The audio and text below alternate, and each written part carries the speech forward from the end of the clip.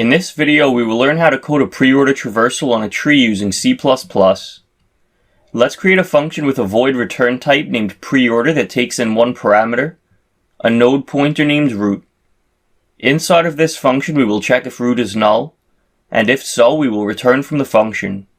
With a preorder traversal, we go to the root, then the left node, and then the right node. So we will output the value of root to the console. Then we will make a recursive call to preorder and pass in root's left value.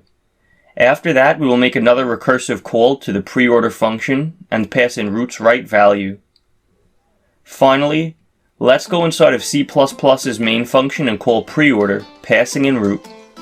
When we run the code, notice that the nodes were traversed in the order B, A, C.